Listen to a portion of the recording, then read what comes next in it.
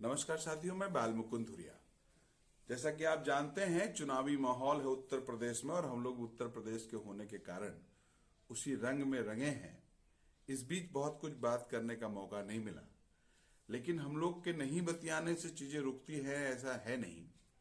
इस बीच दुनिया में बहुत कुछ ऐसा हो रहा है जो नहीं होना चाहिए और हमको आपको भी उस संदर्भ में कुछ जानना समझना चाहिए। पिछले 10 दिनों से 9 दिनों से हमसे महज 5235 किलोमीटर दूर बमबारी हो रही है। रशिया यूक्रेन पे हमला बोला हुआ है। ऑथेंटिक तरीके से लिखा पढ़ी में कुल करीब 750 लोग मारे गए हैं, लेकिन ये बात सही नहीं है। आप भी जानते हैं, हम भी समझते हैं कि जहां बमबारी हो रही हो वहां पर गिन के लोग मरेंगे और 200-500 का आंकड़ा रहेगा, ये फर्जी बात है। हालांकि हमारे देश में उस संदर्भ में बहुत चर्चा फिक्र नहीं है। हम लोग चिंतित 2 दिन पहले हुए कि हमारे यहाँ भारत के करीब 20,000 बच्चे या लोग वहां पर फंसे थे और ये 2014 के बाद लगातार स्थिति ऐसी जो संधि हुई थी, उसके बाद रशिया और यूक्रेन में बीच बीच में झड़पें होती रहती थी और इधर करीब 2 हफ्ते से 3 हफ्ते से युद्ध हो जाएगा ये स्थिति बनी हुई थी। लेकिन हमारे वाले ये अजब ही जीव है, अब क्या कहा जाए। आप जरा देखिए,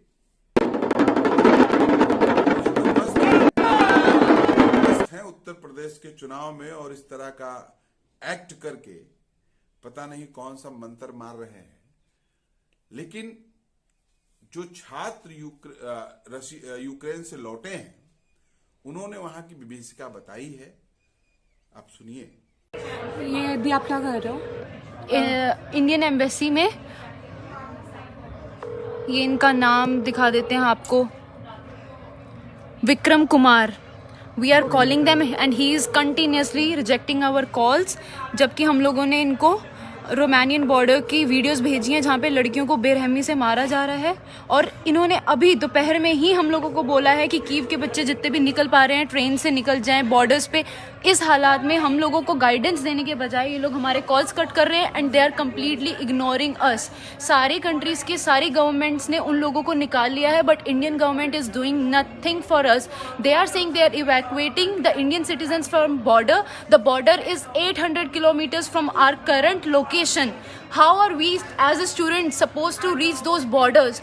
आप जितने भी पेरेंट्स हैं, जितने भी लोग हैं इंडिया के, हम लोगों को सुन रहे हैं, हम लोगों को देख रहे हैं, आप प्लीज इंडिया मीडिया की न्यूज खबरों को मत बिलीव कीजिए कि वो लोग हमें यहाँ पे मदद दे रहे हैं। इंडियन गवर्नमेंट हमारी कोई मदद नहीं कर रही है। आप तो छात्रों ने बताया कि उनके साथ किस तरह का अमानवीय व्यवहार हुआ और किस तरह वो जान बचा के भाग के आए।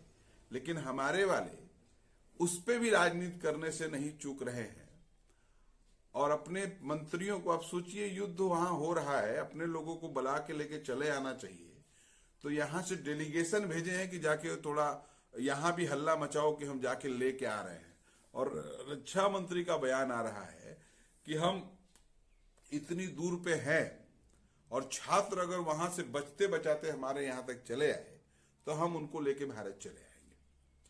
तो इस तरह का पॉलिटिक्स हमारे यहाँ चलती है और हम अगर उस पर मस्त है तो इस तरह डमरू बजाने वाले को भी कोई दिक्कत नहीं है। लेकिन हमको थोड़ा देखना होगा, ये जो खेल चल रहा है यूक्रेन और रशिया का, इसके संदर्भ में जितना हमको समझ में आता है, आप हमसे ज्यादा भी समझते होंगे, हमको पता है, लेकिन फिर भी मेरा मन कर रहा है कि आपसे बात करूं।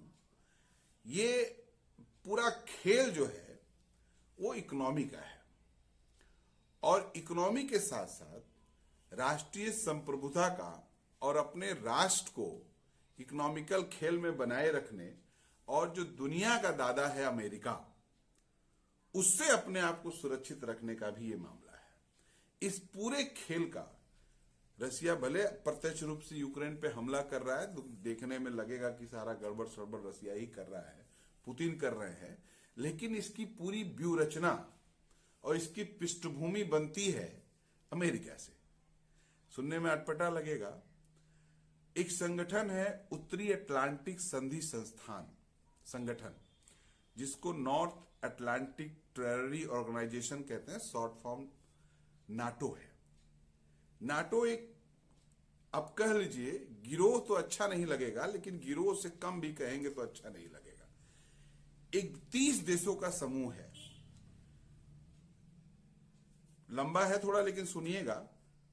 Albania, Belgium, Bulgaria, Canada, Croatia, चेक प्रतिनिधि, डेनमार्क, एस्टोनिया, फ्रांस, जर्मनी, यूनान, Hungary, Iceland, Italy, Latvia, Lithuania, Luxembourg, Montenegro, Netherlands, उत्तरी मैसेडोनिया, नॉर्वे, पोलैंड, पुर्तगाल, रोमानिया, स्लोवाकिया, स्लोवेनिया, स्पेन,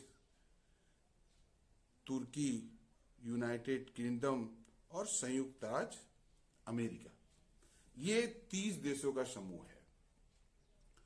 और इन्होंने जो एक गुट बनाया है कि अगर कोई देश, इन 30 देशों में से अगर कोई देश इसके अलावा इनके ऊपर अगर हमला करता है, तो फिर ये 30 देश मिलके संयुक्त रूप से उस देश पे हमला करेंगे, उसको डिस्ट्रॉय कर देंगे। तो ये समझिए कि बड़ा डॉन है अमेरिका, और उसने अपने इर्द गिर्द इस तरह के लोगों को, अपने लोगों को पाल रखा है। और जो भी इनके साथ कुछ इस तरह का बिहेवियर करेगा जो अमेरिका को नहीं पसंद आएगा, तो अमेरिका इन सबको लेके उस पर हमला करके उसको डिस्ट्रॉय कर देगा। अमेरिका, मैं इसलिए कह रहा हूं कि इस पूरे नाटो का जो सबसे बड़ा फंडिंग है 52% से ज्यादा अमेरिका करता है। अब ये जो आपका यूक्रेन है, ये संयुक्त राज्य जो रशिया था, यूनाइटेड किंगडम था इनका, रशिया से अलग होने के बाद, चूंकि इसकी बड़ी इसकी जो बाउंड्री लाइन है वो रशिया के किनारे की भी है, तो ये करीब 2782 किलोमीटर इसकी जो बाउंड्री लाइन है वो समुद्र तट के किनारे की है। बाकी कई देशों से मिलती है, जिसमें 2 हिस्सा उत्तरी पूर्वी की सीमा जो है वो रशिया से मिलती है। और रशिया इस बात को लेके, रूस इस बात को लेके सशंकित है कि अगर यूक्रेन नाटो का सदस्य बन गया, अमेरिका की शरण में चला गया, तो फिर किसी भी वक्त, किसी भी बहाने से ये हमारे लिए संकट खड़ा कर देगा, हमारे लिए परेशानी खड़ा कर देगा। और अमेरिका ये चाह रहा है कि रशिया को कंट्रोल में रखने के लिए, काबू में रखने के लिए हमको इस तरह के छोटे छोटे देशों को अपने पक्ष में लेना होगा। ये फौरी एक बात है। बाकी यूक्रेन का एक जो हिस्सा है, जो हिस्सा रशिया से सटा हुआ है, उसकी जो आधी आबादी है वो रशियन लोगों की है। ठीक उसी तरह से जैसे अगर आप अभी नेपाल जाइए, तो नेपाल का पहाड़ी हिस्सा तो नेपालियों के अधिपत्य वाला है, लेकिन तराई वाला हिस्सा है जिसको मधेसी कहते हैं, उसमें इंडियन और नेपाली मिक्स हैं। और आप देखिएगा तो इंडियन ज्यादा है, वहां हिंदी बोली जाती है। उस हिस्से में आप चले जाइएगा तो आपको पता नहीं चलेगा आप नेपाल में है कि हिंदुस्तान में है। तो इसी तरह की कुछ स्थिति है वहां पर। और यूक्रेन को लगता है कि इसके माध्यम से रशिया हमको कंट्रोल कर रहा है और ये हमारे संप्रभुता के खिलाफ है, हम इसको बर्दाश्त नहीं करेंगे। और यूक्रेन बार बार कोशिश कर रहा है अमेरिका के नजदीक जाने का, नाटो के नजदीक जाने का। इसके खिलाफ रूस बार बार इस बात को कह रहा है कि हम तुमको अपने देश के खिलाफ वेपन नहीं बनने देंगे।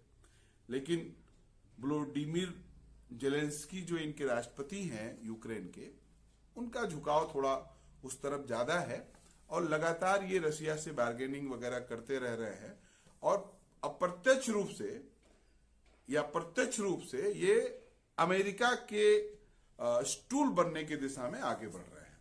लेकिन सबके बावजूद ये जो पूरा खेल चल रहा है, ये खेल है दुनिया को मैनेज करने का, दुनिया के भीतर शक्ति संतुलन को मैनेज करने का। अभी 3 शक्ति समूह दुनिया में जो दिख रहे हैं, एक तो अमेरिका है, दूसरा रशिया है और तीसरा चाइना है। ये लोग पूरी दुनिया पे हमारा आधिपत्य रहे और हमारा दुश्मन जो है, जिससे हमारे हित बाधित होते हैं, वो कहीं किसी तरीके से हम पे हावी ना हो जाए, इसलिए वो दुनिया में इस तरह का खेल चलाते रहते हैं।